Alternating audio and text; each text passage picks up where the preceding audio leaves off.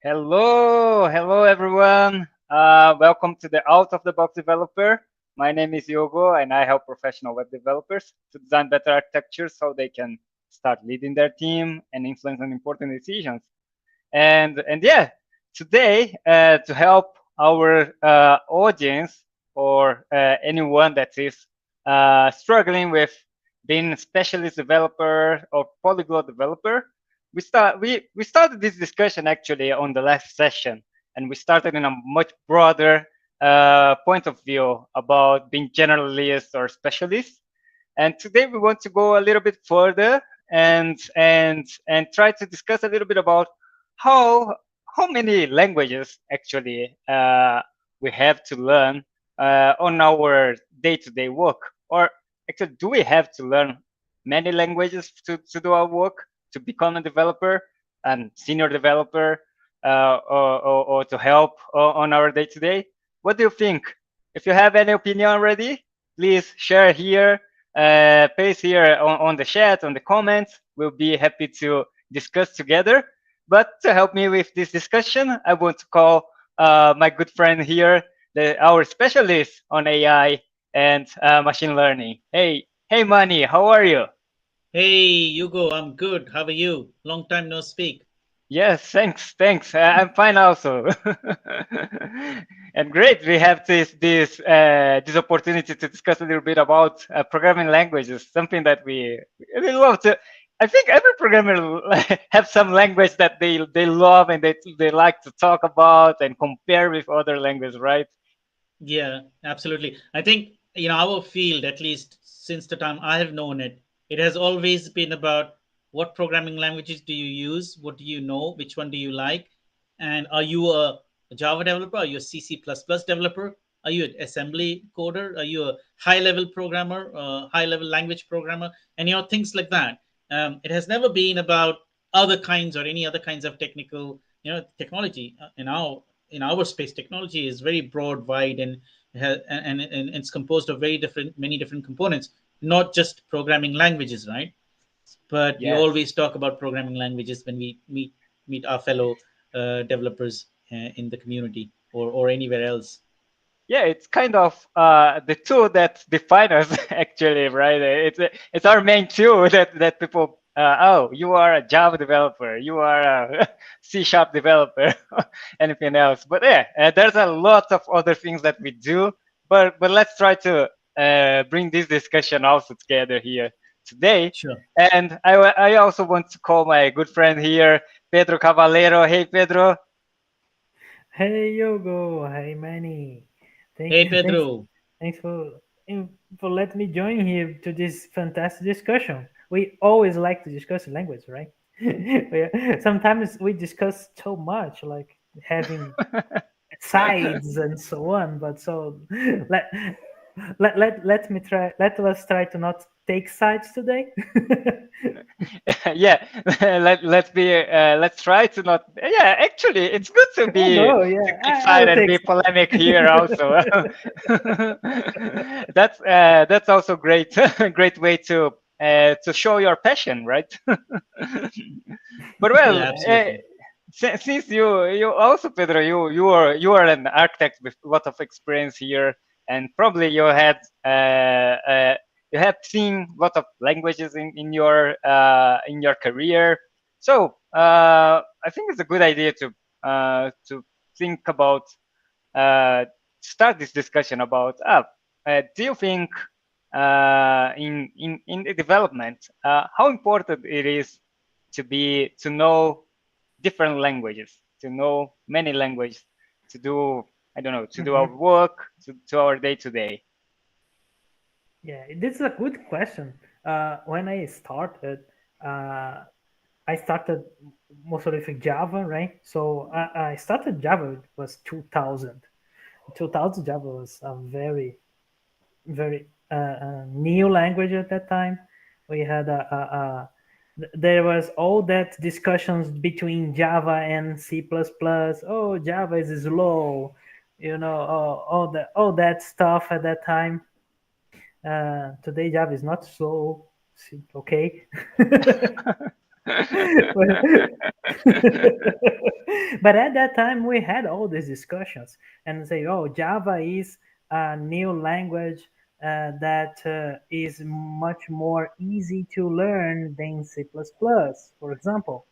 Today, now I can see, oh, Java is too complicated and we have to learn whatever other language, like Python or any anything because the Java is too complicated. So you see, it is interesting to see when the time pass, we see how different we see the language. Even the same language, we see completely different after some time, uh, uh, and that is much pretty interesting. When I start when in early 2000s, when we talk about do we need to use JavaScript to do any web development?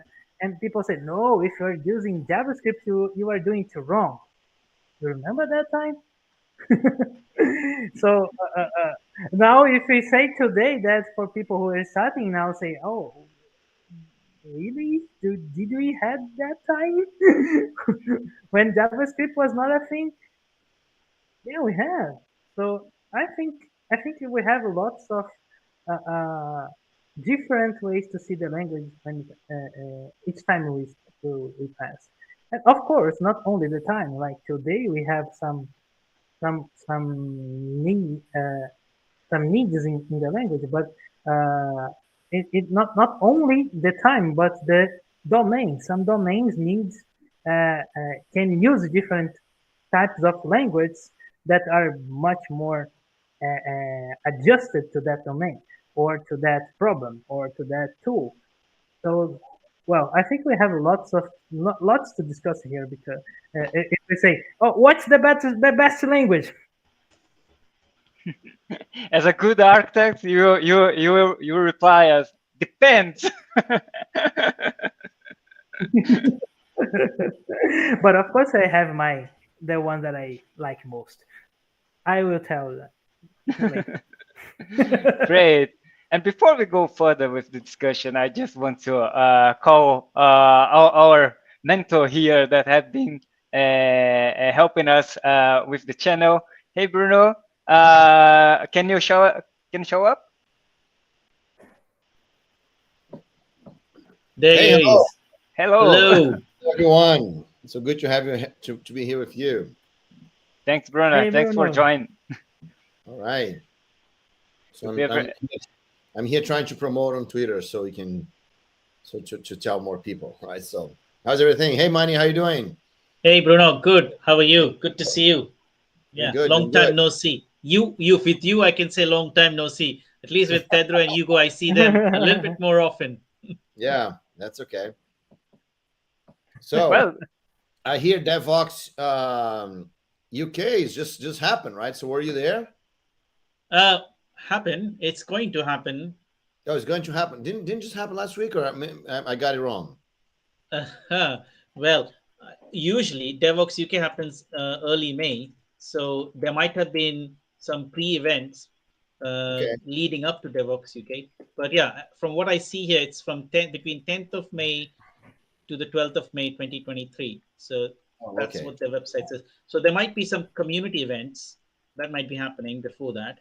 Yeah, no. So I got it wrong. I had said Stefan talking about Devox UK, but maybe I got it that wrong. Okay, Yeah. cool. So it's All right. it's between 10th and 12th of May. Yeah. Okay, so I'm gonna ask again in the next in a month from now. Well, we have one more session, which is 14 days from now, and that'll be the Yes. right time to ask about Devox because then we'll be even nearing to the events. Right. Okay. All Yeah, right. So for those who don't know, Devox is one of the biggest events, development events in the Europe. It occurs in many countries in the Europe, and it's a great place actually to have contact with many different languages if you are if you are looking after, right? Let me share the event here. So Yeah, Bruno, I yeah, just go shared ahead. the schedule to the event, so you can all see what's going Good. to happen in the 3 weeks. It looks jam packed all the way till 9 at night, 8 in the morning to 9 at night for 3 days in a row. Okay, cool. Great. So Bruno, you just arrived here. We just starting this discussion about being specialists or polyglot developers. When we talk about language, right? I think that's a discussion that we hear a lot. That many developers that is worried if they should be investing all their time on one language, or they should be looking for many languages to be more, I don't know, they expect to be more flexible or more adaptable to the market needs and so on. So do you have any thought about that you can share with us and help in this in this discussion? Okay, so just tweeted. Gone. Oh, great. All right. So look, I think that's lots of people say, yes, you have to learn multiple languages. There's discussion, oh, you have to learn a language a year and you have to be proficient of lots of different languages and all that. And, I think there's a truth to that, right? I think that, the more we learn a language, the more languages we learn, the easier it is to learn new languages, right? And also the better we understand our own language, right? Because, once you understand different programming language, different concepts, right? Then it's easier for you to either apply those concepts to different things, or it's easier for you to understand those concepts into your current language. So yeah, I think it's important for developers to have this experience, right? Or learn different programming languages. But at the same time, right? I don't really think that, yes, you have to work with all kinds of different languages, and then you have to be, to have all kinds of deep projects on all things. I think you have to have an experience, right? The fact that, for example, many spoken languages, for example, right? You might be able to read different things in different languages, and it doesn't mean that you necessarily have to work on companies that talk different languages. You can be like mostly English, and then you can read things in French and in Portuguese and other things, right? So I think that this whole, we need to go very deep in all languages. It's hard, right? Because you simply don't have the time. You might not, and sometimes you might be, because you haven't gone very deep in a language yet, you might just, everything you're gonna do is harder to do there, right? I remember when I started doing something with Python, right? It's like, man, everything I wanted to do was so hard, not because of the language itself, because I didn't know the environment, right? Installing a new like a new API I need to use, right? And I didn't know how to do that. And there's a like just trying to compile a program for someone else. There was an error. I had no idea what to do with that, right? So it's so much harder, right? So I think that applying the Pareto rule, right? So get the 20% that allows you to read it, allows you to talk about it, allows you to understand how it works, right? Not necessarily. That's the way I think, at least, right? And I think that some languages going to be easier for you because they're the same paradigm than your main language. Some languages are going to be completely crazy because they have a completely different paradigm. But I think that really, really, really what makes things worse and harder is that different languages have different environments and different different ways to work, different ways to set up your environment. And that, man, sometimes that can be so frustrating, right? When we're doing Tools Cloud, for example, Tools Cloud, we had this particular situation that, basically, as a company, what we did was we got several of the top, projects for you to do, for you to develop software, right? So, things like Git and Redmine as an issue tracker, and Jenkins as a continuous integration tool. So each one of them were developed in a different language, right? So we had a testing tool made in PHP. Jenkins was done in Java, and then sorry. The Redmine is Rails. Redmine is Ruby on Rails, right? And then we had GitLab, no, not GitLab, but was the other one that was the other Gits. SVN, if you were using SVN. SVN was in C, but Git was in C. But there was a Git Blitz. Git Blitz was our Git repository manager, and that was written in Java. So each one of them was different language. So we had to know all that, right? We had to work on different things. We had to work on different languages. And man, I'll tell you what, sometimes it was a pain, right? You're very used to work with Java. So for example, working with Jenkins for me was like very easy. I could just get the whole thing up and running very fast. But then every time I was going to work on Redmine, it's like, what am I missing here? What's the library? Why is this not working? It's like, so it gets, and it's not the problem of the open source project. The problem of, it's my problem because I had to be proficient with all those things, right? So, and I think that once you get into that kind of thing, then it gets so hard and so frustrating, right? And I remember, for example, me and Hugo, we started doing this software to migrate from Slack to Discord, right? And so, and I started doing it in Java because that's very easy for me. So I can't just do in Java. There's a library in Java that I can use and everything. So then Hugo said, yeah, man, I can help you with what? But you know what? I prefer to do in JavaScript. So then he went off and he did this whole thing in JavaScript, right? So I wanted to help. And I was like, how do I do that? Right? So I had to resort to just kind of, when he had some issue on solving a problem, I would look at the code and suggest, okay, so I think that that's the only thing I could do because I couldn't even run the thing on my own computer because I didn't have the proficiency to do that, right? So so that's what I think, right? So if you know a little bit and at least you're able to navigate, then it's a lot easier for you to learn, it's a lot easier for you to experiment, right?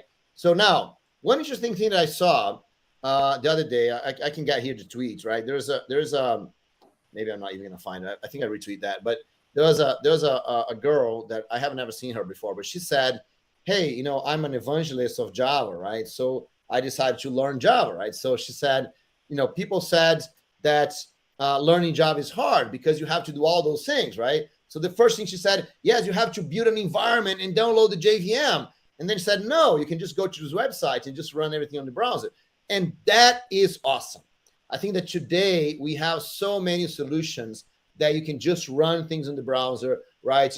There's all kinds of places where you can just kind of, either they have a container where you have everything set up, or you can just run things in the browser. And I think that is an awesome opportunity for all of us to just experiment with language, right? Because then you don't have to do any of that. You don't have to worry all that. You just get an environment that it's running, it's working, and you can just experiment with that. So I would totally like that. Yeah, absolutely. Yeah. I mean, Bruno has given us versatile and elaborate answer to that question. And I think he's covered all the points that we would have normally discussed in the 45 minutes. So now Hugo is trying to think. We can go deeper in each one of those topics, right? Yes, that's the spirit. That's the spirit. And Hugo is now thinking, what's the next question I can ask that Bruno hasn't really answered? Because I could see on Hugo's face, oh, that was that second question I was going to ask him. And now goes the third question. And the fourth and the fifth, he's answered them all. Where is he reading all these questions from? Well, Hugo, Bruno has already done these sessions before, so he's got the script. We are just trying to repeat and learn from Bruno's experiences. No, but yes, if I want to add to it, I was going to say that, and this is, I think I've said this in quite a few sessions in the past, and Bruno, I think we have already had these similar sessions a couple of years ago as well. So I keep telling people that today we are no longer in a mono language or mono tech environment, right? Mm-hmm. Like previously we used to only use IBM clones with running Windows or DOS on it, right? That was it. Everywhere you went, you saw that. But it's only since like more than last 10, 15 years, maybe 20 years, we are actually seeing, maybe 15 years and less. We are seeing all kinds of combinations of computers out there, right? You've got MacBooks, you've got Windows machine, you've got Linux machines, and then you've got all the other variances of operating systems in the Linux world. And then you have all kinds of handheld devices as well. So you have Android devices as well. In addition to that, on top of that, our development environments, as Bruno was nicely elaborating, is made up of so many different things. You have things that run in the browser, the things that run on the desktop, right? And also in a work environment, you have solutions that are written in so many different things, right? They're written in JavaScript, you name it, Java, and the whole list of so. And any application that you now deploy, if you have a CI/CD pipeline running, it's not just everything is Java or everything is one language, right? You've got many things written in many things, right? You've got certain things that are written in Angular. There are certain things that are written using HTML, CSS, and JavaScript, and then you have the backend that is supported by Java, right? Java has got its forte, and then some things are written in Java or another compiled language for command line tools because they need to be solid. They cannot be like so. You're touching various types of technologies in your day-to-day life, all the way from starting writing your code, committing to all the way that commit getting compiled and getting deployed in production, right? You got to touch Terraform, you got to touch Ansible, the whole CI/CD pipeline. So you cannot be a mono language, a single language specialist and survive, right? You are constantly touching code and the boundaries where other languages also coincide. So that's what I would be saying as our uh, you know that's our environment now and how our mindset needs to change accordingly. So we cannot be a single language developer and not know what the next language is. So that's kind of what I would be. That's what kind of what I would be alluding to answer that question. Can you be just a single language or mono language developer and and survive? Not in today's time. You have to know a little bit of every other languages and know how to blend them with your specialist language. Cool. Well, yeah, good, great point, Manny. I was thinking here if we can nowadays we can be this single language specialist because one thing is the language that we use as to develop our application. Another thing is the other tools that we use to help us deliver the application or I don't know to make the version control and so on. So and this brings in my mind about they're not just about languages but also a discussion. I might be shifting a little bit the discussion here, but there's a very in hype right now about the low code discussions, right? Now even ChatGPT, that is an AI that creates the code, and we can we can just use that to write that. So at this point nowadays, when we have some low code platforms or some other kind of tools that that we actually can use to create the right code for us. Can we how this changes things in our day to day? Is still room for being a single language specialist, or do we need to be not just polyglot in languages, but also in different tools that we have available for us? I have a thought here, but I want to hear a little bit from you guys. But first, I just want to say hello for our some people that have been staying here, interacting with us. I want to say hello to Max. Hey, Max, good to see you here. There are also people from LinkedIn, and for people on the LinkedIn, we are in the current platform. We can't see your message directly on our chat, but Pedro is he is following up and updating us here. So I want to integration host. Yes, and continuously integrating here. Yeah, continuous integration host here. and yeah, so I want to say hello to Alessandro. He said here a question about there was a time people think Java for desktop and the GUI was heavy. I'm not sure if there's a question here, Alessandro, if you want to detail here for us. would be helpful. I want to say also hello to Eduardo Carvalho. Hey, Eduardo. Good to see you. Seems Yeah. like you know Pedro. So great. Eduardo is my great friend, Biso. Oh, great. So hello, and yeah, send your questions if you have any question. There, Pedro, Manny, Bruno, they're all very experienced persons here. So yes, please, it would be great to have you into this discussion with us. So Yeah. Alessandro, and Alessandro, he asked it here also. What other language do you recommend for backend today? Thinking about jobs. Really That's a good great question. Yeah. Good question. I like to answer this kind of question because many times people ask about this. So of course, so we can talk about language in an abstract way, or about the stacks, or about the features the language has. But one feature that a language has is that job opportunities, right? So there are languages that has lots of job opportunities. There are languages that has less job opportunities, right? So it's interesting to say when we get like that red monk graphic we showed in our last session here, we see, for example, we have the big three language on the right up part of the graph, that is JavaScript and his siblings like TypeScript, Java, and Python.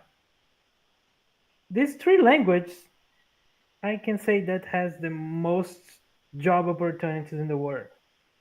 But we know that there are lots of others, and many other languages has many job opportunities as well, right? When we see this kind of graphs, or kind of kind of a research, we mostly get just only the top 3 or top 5 to talk about. But man, can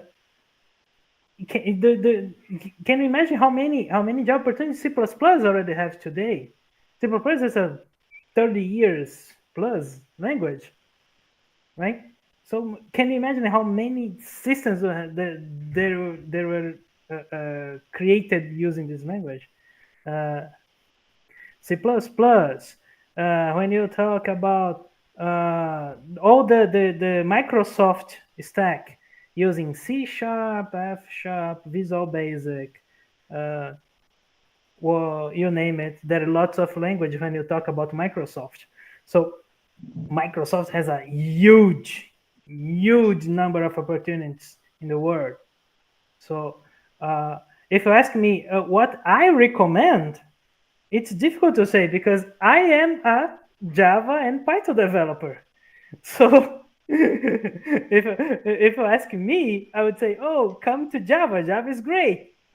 Java has lots of job opportunities. Yes, it has. But if you ask a JavaScript developer, he says, oh, come to JavaScript. It has the most biggest number of open source projects in GitHub, right? So this is a difficult question, I can say. What I answer, when I answer these questions, I say to people, oh man, are you looking for your first opportunity? If you're looking for your first opportunity, it's important to you to find out which language the companies around your place are using. Oh, the companies around the place are using mostly using Microsoft. Go for it and try to get your job, because if you can be the best Java developer in the world, if you don't have experience, you won't find any job, right? And the easiest way to find a job is to look at the local ones, the ones that are around you. So that's what I would say. Look what have in your local place, in your city. Yeah, I'll plus one that, because I think it's a very old technology habit, or technologist's habit. Like, what language should I use, or what language should I learn? Instead, what problems are there out there? and how can I solve those problems? And then to solve those problems, what should I learn? Not even what languages should I learn? What should I learn? And then the sub question from those questions will be what languages or what language do I need to learn? Because the same problem can be solved in many different languages. I think both Pedro and Bruno were talking about it. That you could, I mean, you could serve the whole website, which used to happen written in Java by just writing HTML back to the browser, right, and just writing your CSS and JavaScript from your Java code into the browser, right? Or you could do is split it up by making Java do the backend stuff, and then the front end is handling the front end stuff, and the front end talks to the back end, right? Or then you can split it further into a middleware where either you make Java the middleware and something else the back end, or you split that further and decide which technology you use. So you can do this in so many different ways that there is no one shirt fits all solution, right? That's the only technology or language that is used to solve the problem. And in fact, I have already introduced these ideas previously as well. Is there was this engineering manager, Fred George, who used to introduce a new language to solve the same problem with a new set of team members, where we would have mixed skilled developers in their team, where some people would know a functional language, some would know an imperative, some would know declarative, and some would know object oriented. And then he would make them solve the same problem using a language they might know partially or not know at all, and they would learn the language while they're solving the problem. And then he would rotate the teams every few months to start the same problem again with another language. What is he trying to do? He was trying to find out which language is most suited to solve that problem, right? Because it's not a great idea to pick a language and go all the way far into solving the problem and then hit into bottlenecks saying, actually, we cannot do this in so and so language. Like, imagine you had to do all kinds of things in Bash script. It's a great language, it solves a lot of problems, but you can't build a whole lot of things in Bash script, right? So you couldn't like do a whole end-to-end project in Bash script and have success without complaining. So you don't want to put all your eggs in one basket, right? You want to hedge. Mm-hmm. You want to try a little bit of this, try a little bit of that, try a little bit, so you can pivot when you actually notice and find out that actually that's not working. So that question, which is the best language, is not only subjective but also lacking hedging, lacking the risk management, right, for your own self. Because if you only now, as Pedro was saying and Bruno was saying, if you're the best so and so developer, and Bruno comes up with this example of the hammer specialist and the nail specialist and the carpenter and the tradesperson.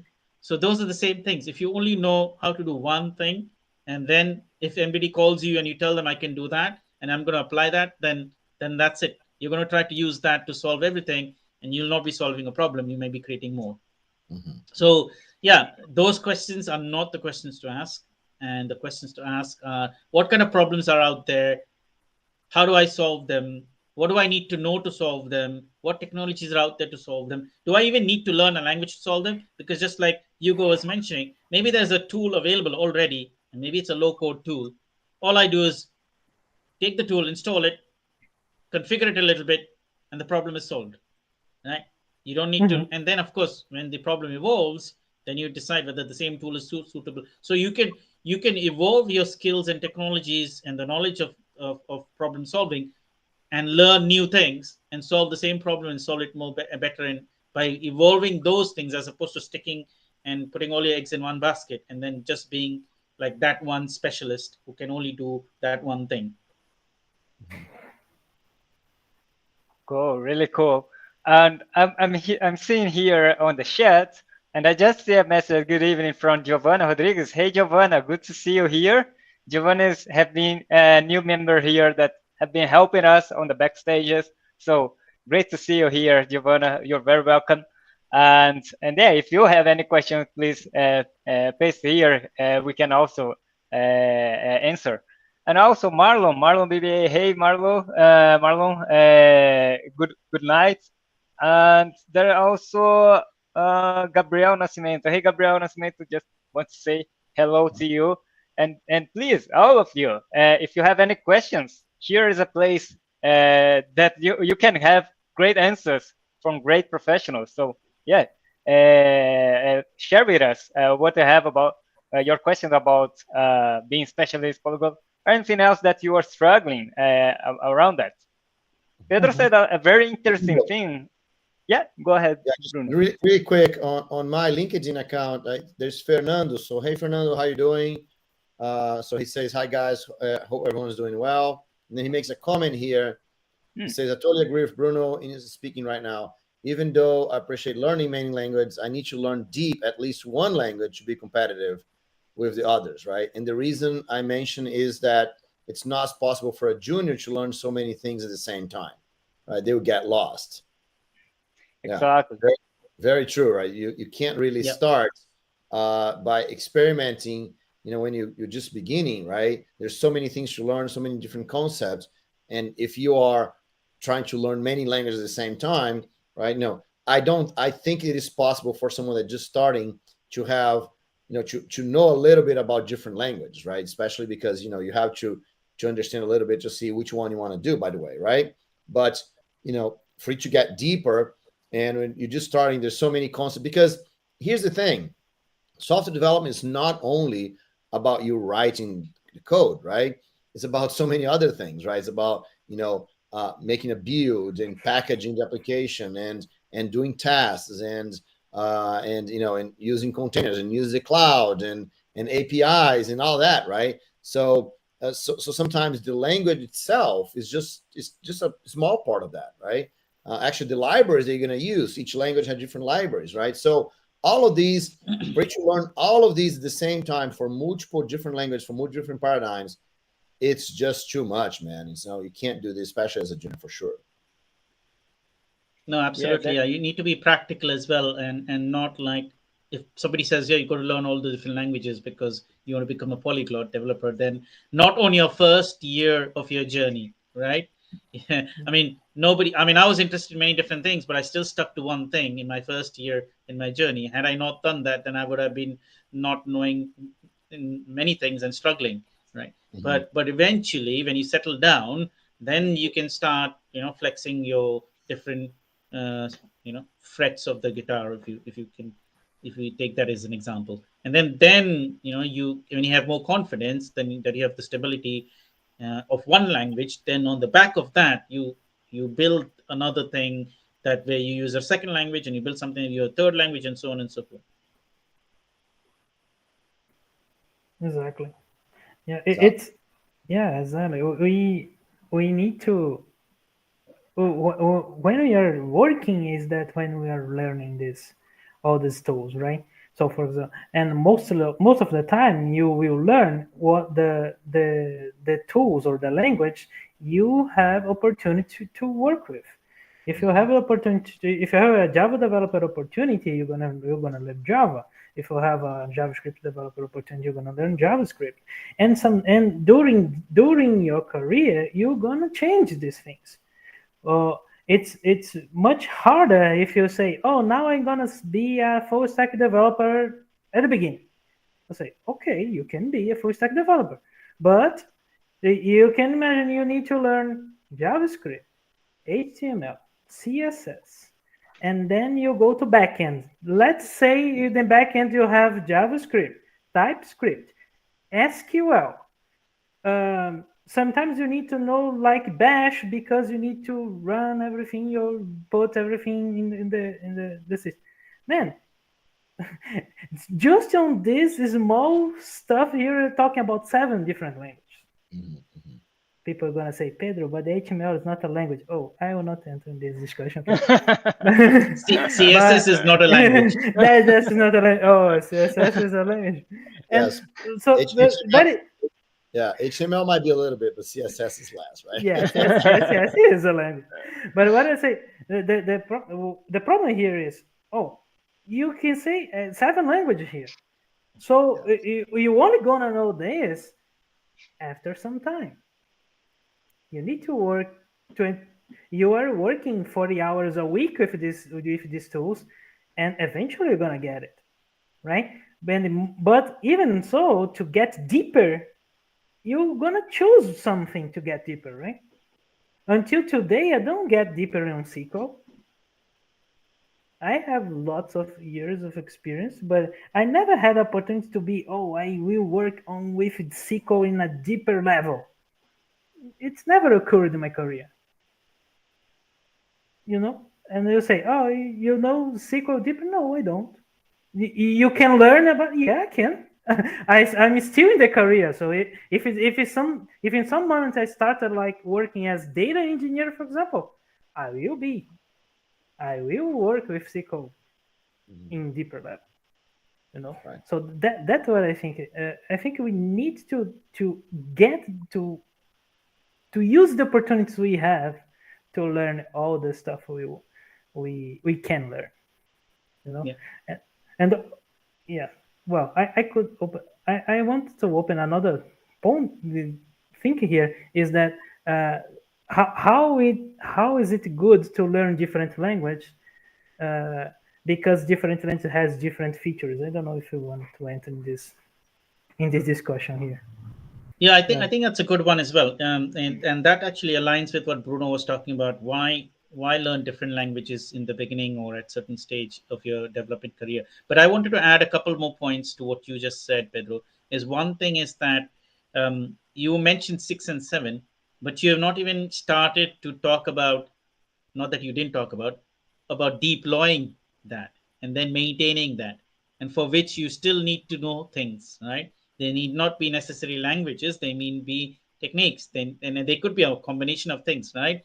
And it's a whole cycle. It's not like you developed it and it's finished. You got to maintain it. It's a whole cycle. It comes back with bugs, with more feature requirements, and the cycle just keeps going on and on and on. And so there are many more things that come in the cycle than just knowing this 5 or 6 languages.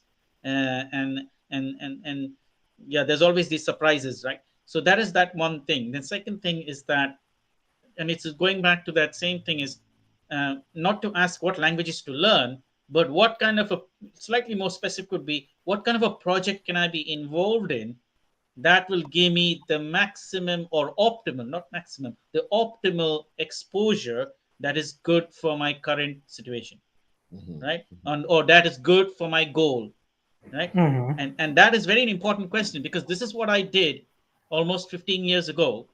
I asked this question myself, and I also heard from other people: join an open source project. Why? Because an open source project, it might sound simple, and yeah, open source is free, and yeah, it's not. It's a very serious thing. When you join an open source project, you learn all the way from write nice readme files, reading messages, communication, watching the mailing list, picking up issues, raising issues, uh, reviewing code, collaborating with other developers. And then that's not it. The next thing is to monitor the CI/CD systems, right? To build stuff and to make sure the builds work and the tests don't fail. And then pair program with other people, and read people's tests, and validate tests, and run coverage reports, and read them, and raise the issues again. So the whole cycle that you would normally learn at a workplace, or do at a workplace, and learn and do at a workplace, and learn from doing it at a workplace, you're already getting exposure to by becoming part of an open source project. And then there also comes all those things Pedro just mentioned and Bruno mentioned earlier about the multiple languages and the multiple things you'll come across, because every open source project will have its own stack of technologies, right? So and it's also free and open and flexible to propose a technology that's better than the other, provided you have a strong enough valid point, and that everybody has got a buy-in, and it goes for it. So that's the kind of question you want to ask and answer, and those are the kind of activities you want to do, instead of trying to focus when you're new to something and you want to learn and get to the next level in your career, instead of just trying to focus on what is the best language to learn.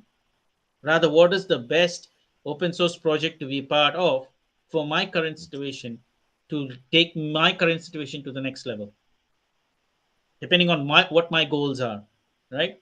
Again, all of this is subjective. So the best is not a best written by billboards or even by the ranking websites. The best is subjective to so many parameters that is specific to you, to yourself. And I think, Manny, that this is a very interesting point, right? Because we are all different developers. We all have different stories. We all have different experiences, and I think that it's one of the things that we got to do is that find our space, find our place, right? One of the things that Yara always talks about on TDC, on the Developers Conference, is about actually finding that space where you fit, right?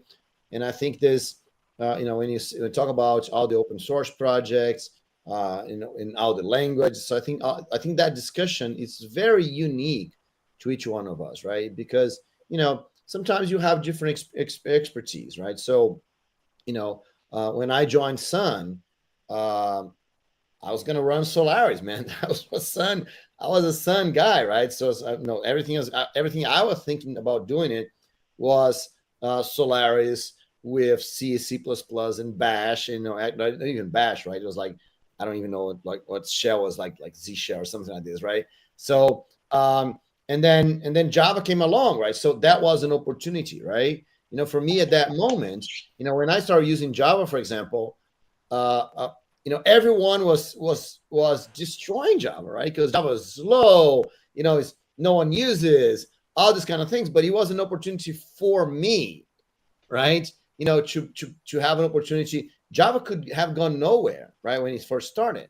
But for me, it was an opportunity to work with people inside Sun and meet people and have an open and do interesting things and talk about interesting things. So, I was lucky, right? Totally lucky to be there in the right place, right? At the right time. But same thing that everyone here has, right? So you might say, oh, yes, I want to be a Java developer. But then there's this very cool project that someone in your family is running JavaScript and they invite you to participate. Well, that's pretty awesome, right? I was talking to, a mentor of mine, Ryan. He helps me out with some of the marketing things that I do. And, and he is a C++ developer, and he develops games, right, on C++. And I think that, if you are interested in games and you start working with Ryan, for example, man, that's a C++ project, right? And I don't care if you prefer Java. I don't care if Java is the most used language for other things, right?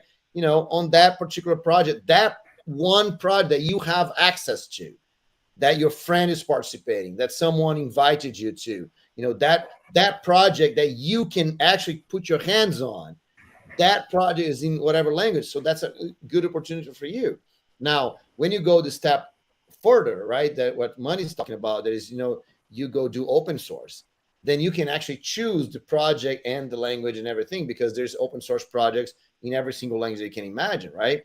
But again, I always tell the story of Otávio, right? When Otávio started, I met Otávio when he was a student at university, right? And so great to see him, how much he has grown to this day. But, Otávio, I met him because the first thing that he wanted as a university student, he wanted to work with Linux, right? And C and C++, right? So he joined the Linux kernel mailing list, right? As a newbie, and he started asking questions on the Linux kernel mailing list, right? So, very soon they kick him out there, right? Because, why are you asking newbie questions about C and C++ in the kernel mailing list, right? That's not the place, right? So they kick him out. So, and then he went on and he said, okay, so what else can I do? So he joined the Java VM mailing list, right? And he started asking newbie questions about Java, right? And for some reason, someone in the Java mailing list started helping him out to learn Java, right? So it was not the place either, right? But someone helping him out. So, so Otávio became an awesome Java developer and not an awesome C developer, right? Because that was the opportunity he had. That was the person he met. Maybe he mastered on the kernel main list on the day there's this guy that was not, that was tired and was low patience, and the guy didn't like it. And on the other hand, maybe he mastered the Java main list on the day there was someone very helpful that was there and say, yeah, let me go help this guy, right? So, we don't know exactly why things happen, right? But once something happens with you, man, get the chance, right? So my vision is that, if you're curious enough, right, and you're looking for lots of places at the same time, you increase your chance that something happened to you. But once something happens, take the chance, right? There has to be a moment where you stop throwing your net, right? Because something happened, there is a direction that you should go, and go to that direction, right? Even if it's just for a while. Things can change. You can rethink things later. You can start again. You can do all the languages. Don't be so afraid of, man, I have to make the best decision in my life, otherwise I'm going to lose. That's not even true, right? Software development and technology changes so fast that you might catch many different waves, right? You don't need to wait for the best wave ever, because you might just catch wave after wave after wave, because there's so many things going on, right? So go experiment. Feel free to try things out. Feel free to talk with people. Feel free, to see something that you say, man, that thing, I really want to do it, and I'm going to do it more just because it's so fun right now. Cool. I wanted to add one thing that you really important, and you brought it up. So I said earlier, we asked the question that is specific to our goal and our circumstance. But also, what you just added here is so important. You got to keep trying to find the environment where you can execute that goal and take advantage, that you can improve your circumstance from the level you are at to the next level. And hence, like what you mentioned, like one community to another community, there's a big difference, right? I didn't want to say which community is better, but we all know that the open source community is mostly very altruistic in nature. They're always helping. That's why it's open source, right? They want people to come and contribute. And so you're nice to them, they're nice to you, and there's a happy family there, and you learn and you grow. And it's been the result for me as well. I'm sure you know my background, Bruno. 13 plus years I've started my open source endeavors, and I haven't looked back since then. It's because when you work and come in a community like that, I mean, this whole event here that we're doing just now is indirectly related to me becoming and coming into the open source community and being active, right? So basically lifting myself to the next level, but also finding the right environment and the right people to do all of these, like-minded people to do all of these things. And so to add to what I had said earlier, I think what you just pointed out about trying and taking the opportunity, but also when you find the environment, stick to it, be there. When you have don't keep throwing nets, and don't keep looking for big waves. Keep riding the small waves, because that will lead you to the environment that you need to be in. And those are more stable than trying to look for a big wave, and a big wave may not come. But a lot of small waves will lead you to where you need to be. And one thing, Manny, we don't even know what the big wave is, right? Because exactly, when you catch a wave, sometimes it's very small, right? So it can grow really big, and we don't know. Yeah, right? exactly. I know. As I said before, Java could be totally a flop, right? Like so many other things that Sun did was a flop at the time, right? And I have friends of mine that were at Sun with me, and they decided to do one thing. I decided to do two other things. They both could have been great. They both could have failed, right? So I was lucky, right? So yeah, and I think there's a saying that says, the more I try, the luckier I get, right? And that's the thing. Right? So it's not that we can't just rely on being lucky, right? We have to try, and then the more we try, the higher chance that we have to be lucky at some point. Yeah, it's a numbers game as well, right? If you look at it from another point of view. Yeah, the more you try, the more you're improving your chances, as long as you're not trying the same people in the same situation every time, because then you'll actually bother those people. But it has to be different things that you need to try, and then settle on what you try, right? Don't keep trying and then keep trying, and then when you found something that you can settle, you still keep trying somewhere else, then you won't settle, right? And I think Andre with that, Andre says here that you don't know until it's too late to surf it. That's true too. Yes. Yeah, absolutely. Yeah. But although that is true, it is also false, right? Think about it. How many people are surfing the Java wave, right? And so, today. and I mean, there's how many making lots of money as a Java developer, right? How many people are starting a Java development today and they're still going to make, huge amount of money, going to have lots of success in their lives, right? I've got, there are people, actually the good example is Otavio, right? I mean, when Otavio started, the Java wave had already gone, right? And he's just kind of building his new wave too, right? So it's like, yeah, I do understand what you're saying, Andres. That might be true for something that shows up and disappears really fast, right?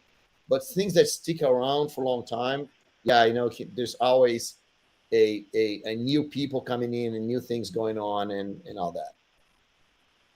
Well, great things. But before we go further here and miss the question from Giovanna, I just want to share to you guys that I shared in the chat about the RagMonk language rankings that we have that you can use as a reference here.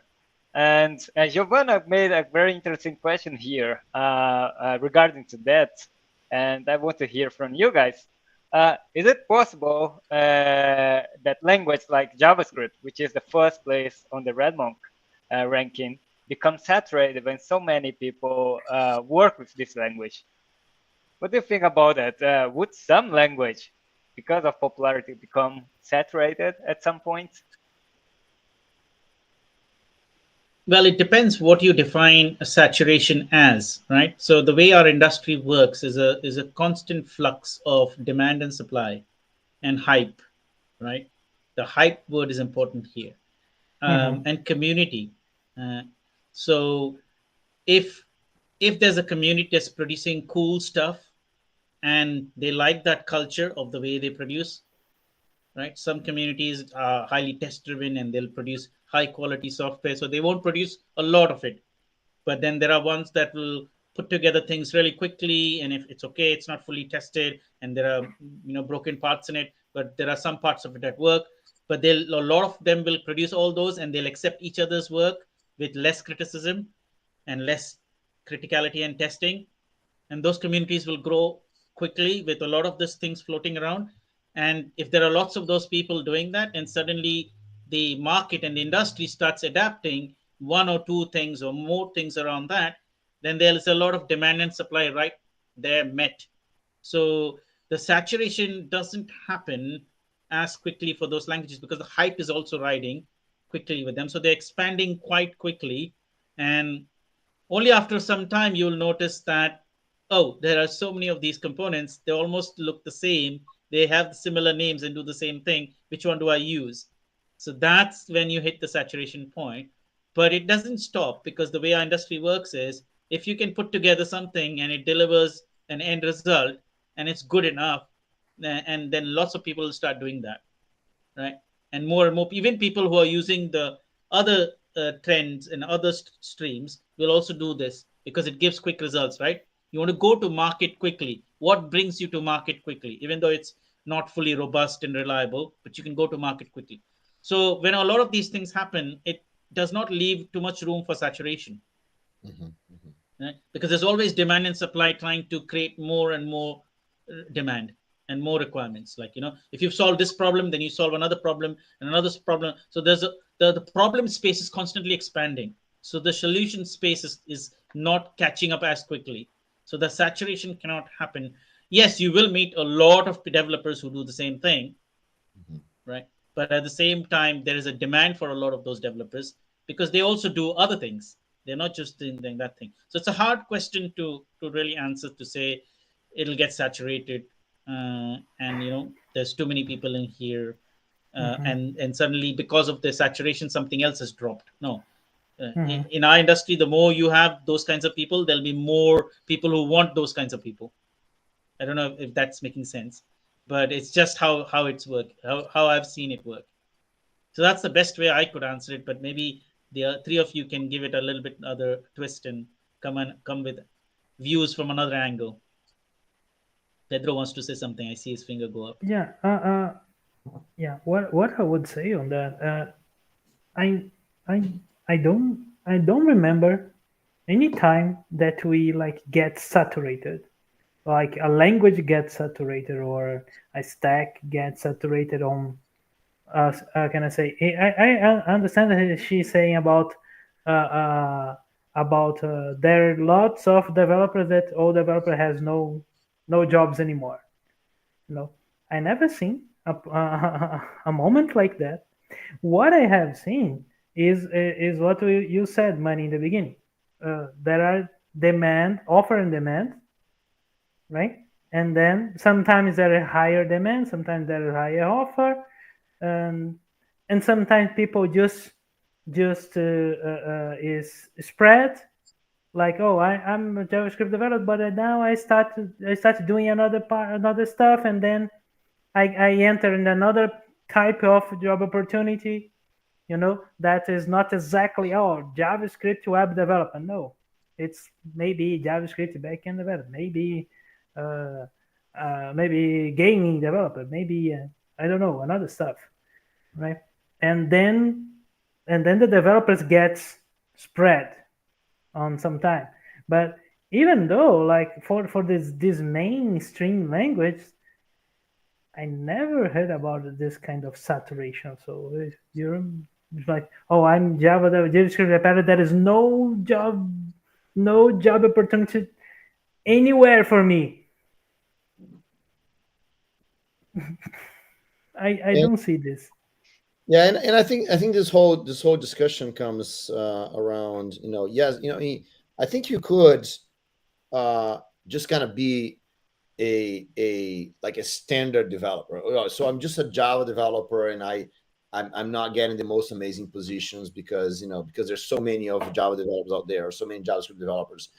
But the reality is that it has nothing to do with the market, right? As those guys mentioned already, right? So it's not that the market is saturated, right? Is that you position yourself as just a Java developer, right? And so you don't have any differentiation, right? So you are just, because commoditization happens when I can just exchange one thing for the next, right? So, if I have a pen that writes on the board, right, maybe I can just buy another pen that writes on the board, and I can just exchange that, right? But that's not a developer, unless you position yourself as just a developer that can be just exchanged by any other developer. It's a very bad position to be in. I think you can always position yourself as something special, right? There's something that you do that is unique, whatever that is, right? So yeah, maybe I'm a Java developer that knows JavaScript, right? Or I'm a JavaScript developer that also knows COBOL, right? I don't know. You can have things that are unique to you, right? That you know better, or that you are, that your experience fits more. And then the moment that you position yourself like this, then, immediately people that need you are going to look for you, right? And so now you're more rare case because very few people are like you. And so you actually earn a higher price, right? And so I think that a lot of this is not about the markets. It's about, who you are. And we see this all the time, right? We see, especially on crisis, right? So, when there's a crisis and there's not a lot of investments and everything, the companies that continue to innovate, the companies that continue to talk to their audience, the companies that continue to show up, those are the companies that come out of the crisis much better, right? The companies that just kind of disappear and they don't differentiate, they don't show anything different, then those companies completely disappear, right? And I think that can happen, right? I don't think the markets get saturated, but I think you can get yourself in a corner that there's nothing else for you to do, right? And we see this all the time, right? We see this, for example, in technology, they're disappearing. For example, when the developer continues just to work on that technology, they doesn't do other things. There is a possibility. So I remember, for example, there's a big surge right now in the value of COBOL developers, right? Because there's so few of them that the guys that know can make a lot of money, right? So the moment, but you can't be waiting for that situation, right? You can't be waiting versus doing like this. You have to put yourself in the best position possible, right? And I think that this also has a little bit to do with the demand, right? So the more demand of developers exists in that thing, the lower the price, let's say, right? Because there's lots, right? But at the same time, the moment that there's lots and the demand is lower, then the value comes down, and so people start moving to other things, right? Because they want to grow, they want to make more money, and so there's less developers now on that technology, right? And then suddenly, the price goes up again. Right? So I think that's also there's a huge dynamics that we don't control, by the way, right? You can't control. Oh, everyone stop learning Java because I need more money, right? We don't control that. But we control ourselves, right? We control what we know. We control how we position our markets, right? So what I would think, Giovanna, is instead of you being worried about the market, think about how you position yourself, because I think that makes a big difference. Yeah, I think you hit the nail on the head with the question, and you touched that part about it's more where you drive as opposed to you feeling that the market is saturated, right? So and actually that's a good indicator, right? It could also mean that you now need to learn more stuff, widen your horizons, and broaden your skill sets, as opposed to just staying within that, because you could do a lot of different things in that one language stack, right? Not just writing database applications, not just writing APIs, but there are other angles and aspects to that technology. So start exploring what are those angles and aspects, and then you'll stumble into things you'll be positively surprised. Hugo, you posted something and you took it away because I was commenting on something. Please put it back.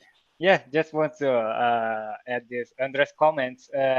When I was studying in university, I thought software industry was going to be saturated soon, 25 years ago. And I think many people thought that.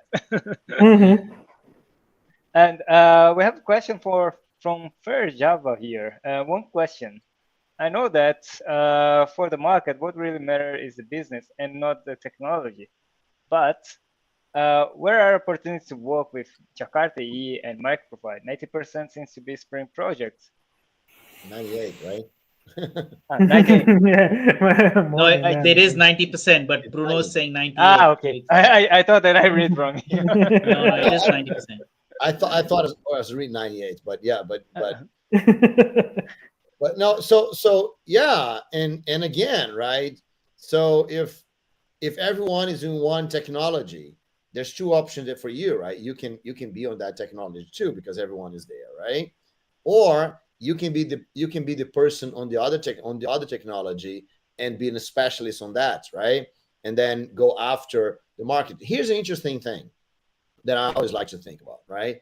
Is that, it does it really matter how many opportunities exist? All you need is one good opportunity, one amazing opportunity, right? So, so sometimes is, it's the same thing I was talking before, right? So it's about how you position yourself. Now, here's the thing for Java that I think is more important than everything else, right? I understand what you're saying, that 90% of opportunities are with X technology or whatever, right? But here's the worst problem, man. 75% of the opportunities are in what we call the hidden job markets. They are invisible. You don't even see them, right? So, so imagine that you're right, that 90% of the opportunities are in the technology that you're not interested in, right? But 75% of all the opportunities you don't even see.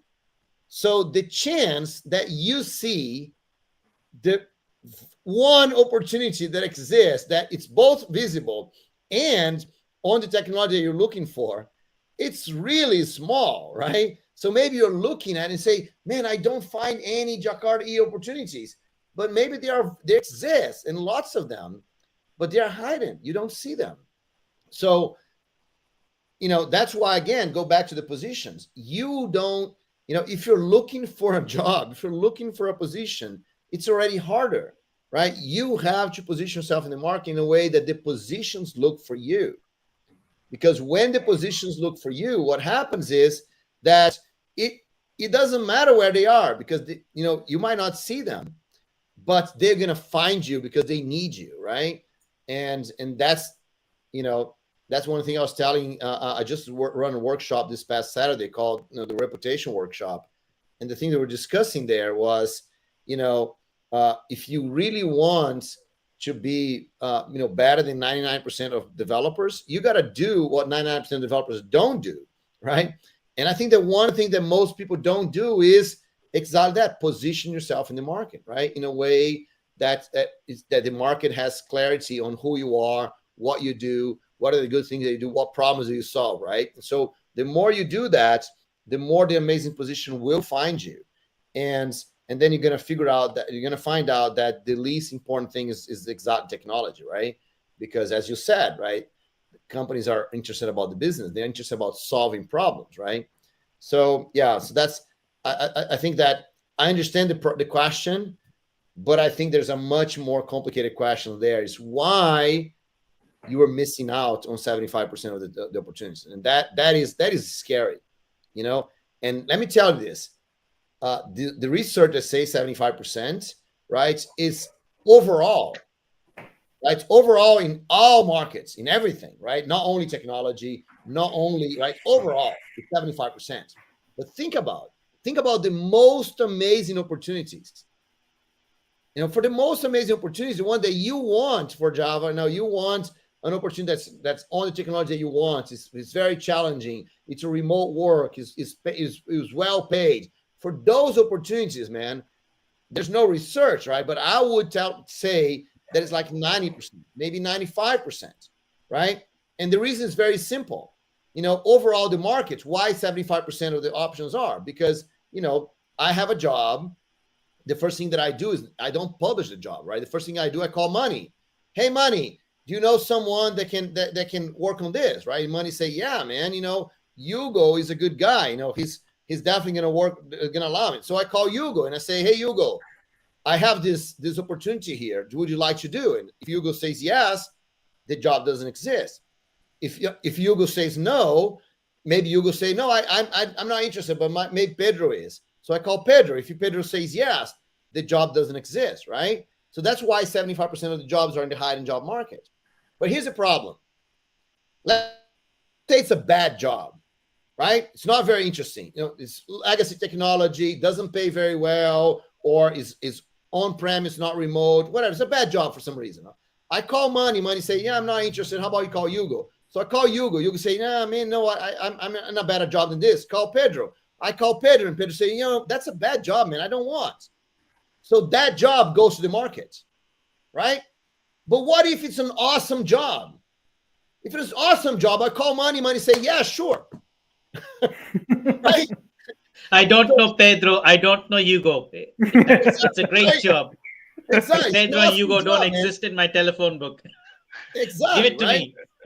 So what happens is, if the job is awesome, it gets filled immediately, right? On the hidden job market, it never shows up. So for the awesome jobs, guys, 95% of them don't show up, right? So, if you're looking for a job, man, you're already looking for only 25% of the opportunities, and only for the bad ones. That's so scary. Think about it. Scary, man. You should run to the hills just by learning this, right? So there are a couple of things that are coming out of it. One is, of all the four of us here, Bruno is the one who knows about the 75% hidden jobs, because I don't. So if you're looking for a job, ring Bruno. He might have some solution, because otherwise he's going to ring us and we might get one of those awesome jobs. Yeah. The second thing here is that whoever was looking for those specific technologies and looking for opportunities and were disappointed that it's such, certain roles are not available for that person, I would suggest to join mailing lists of these technologies, and or wherever these technologies are used in certain projects, which is also sometimes easy to find, join those projects that interest you, of course. because these are the places where I know this from fact, for at least those two technologies, I know a lot of value added services companies are actually embedded in those mailing lists, embedded in those projects, because that's where they get their talent from to build their own services, right? And then because they're value added services company and they're built on these open source projects, they're bound to be better than the other ones that are closed sourced and are not working in that same ecosystem and not working in the same work culture and environment, right? So you already made it easier by naming those technologies. Now go and find the mailing list and projects, open source projects, maybe some are closed source projects, but find them and become part of them and become embedded in them and learn how those technologies are being used. And sooner or later, somebody will swap you in, because when you're working on those open source projects, a lot of value added services are actually also built around those open source projects, and they will hire you, right? They So will. now that's the hidden opportunities that Bruno didn't mention, but I'm telling you that now. Yeah, And Bruno is that's exactly what they confirming, are. which means that exists.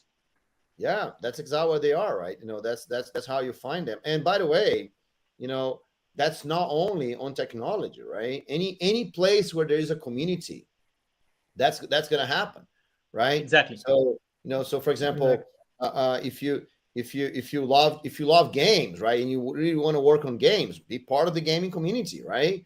Because that's where they're going to find the people, right? So if you love Lego, right? Oh no, I can never be well paid by being a Lego guy. Yes, you can, right? So Lego has a community where you can build things, and if you if you're visible enough in that community, that's the people that Lego hires for their for their company, right? So it's always like this, guys. Participate in the community, show up, see, and I think on software is great because we have so many open source software out there.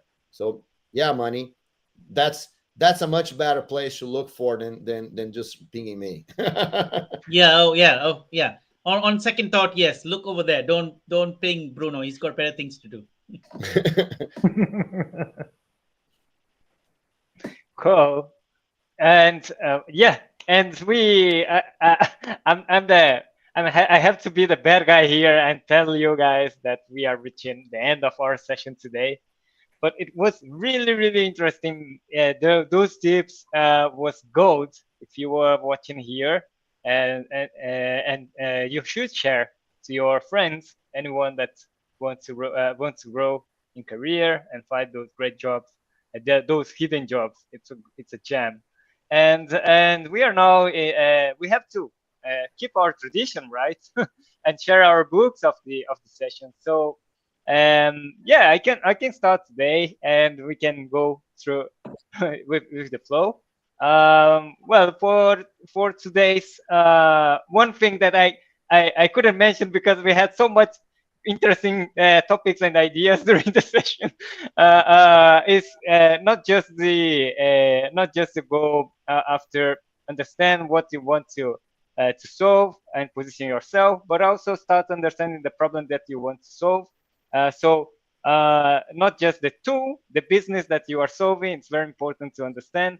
So of course, if you are, it is your first job, that's not the moment. But if you are already experienced developer, understand the business is a great thing to start looking to grow and start doing important decisions in your team. So that's one tip. And for that, I would like to share a book that I like a lot to read. That is the Phoenix Project. That tells a little bit about the day-to-day of an IT company challenges. So that's my suggestion for today. If you want to read a light novel and don't want to go so deep into some technology, that's a great reading that I recommend. So who's the next? I'll go next. I've got the last time when you signed up, you had 7 languages in 7 weeks. Now I have its counterpart or a complement that says 7 databases in 7 weeks, which is not languages but 7 technologies, which is kind of also, let's say, um, aligning quite well with the two sessions we've had, the last two sessions on specialism, specialism and generalism and polyglot development and multiple languages and multiple technologies. So I would recommend reading both those, or at least going through both of them out of interest to see what they have to offer and why you're doing that. Because when you are exposing yourself to multiple technologies like this or multiple languages, you're actually stretching and building muscle memory to understand different technologies and different concepts. And then you're sometimes able to do, you will notice, able to do your core specialist language that you're are good at, have been doing for a long time, better, because then you get to see things in a better light when you've got exposed to the other aspects of other languages. So that's why my recommendation to have a look at these 7 databases and 7 languages books and expose yourself to it.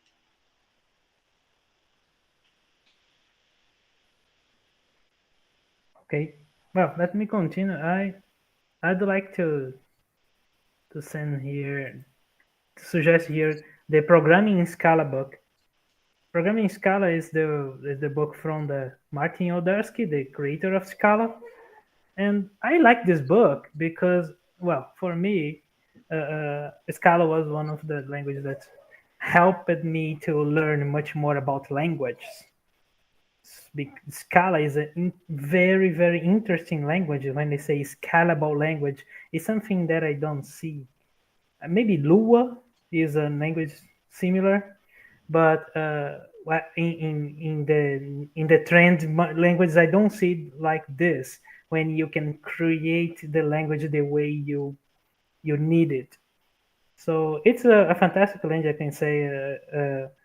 It's lost some traction, but it still has a niche to work, and it's awesome to learn because it helped me to be a better Java developer, and now a better developer in any language that I work. So I suggest it's a good book.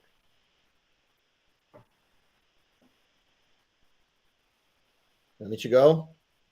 All right. Cool. Yes, you're the one left, Bruno. Okay, so yeah, I thought it's still you missing money, but so one thing I was trying to do here, I had an awesome experience at university where we had this class where we had to build interpreters for different programming language, right? So it was not interpreter for Java or C or anything like this. It was an interpreter for a simple structured language, and then a simple object-oriented language, and then a simple functional language. So we had to build an interpreter for each one of those. So I've been trying here to actually find the book that we use it for that, and I think I failed, but along the process, I found this, like a similar one that's crafting interpreters, right? So I'm going to suggest that one here. It's not exactly the book I wanted to suggest, but that one, it's a let me put it here so you can put there, right? So it's called Crafting Interpreters, is right here. And so that book, oh, actually I had another book there, right? But okay, I'll forget about this book because I wanted to talk about the programming language here. I thought it was better, right? So sorry, Manny, but no, it's okay, go ahead.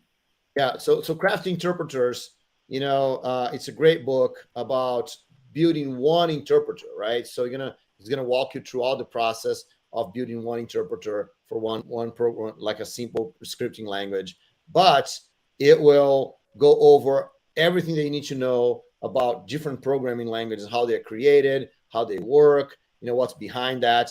Because really, I think that this understanding of how programming language is done, it's very, very important for you to really for you to really go deep into become a better software developer, right? Because look, guys, that's what we work with, right? So we need to understand how compilers work, how interpreters work, right?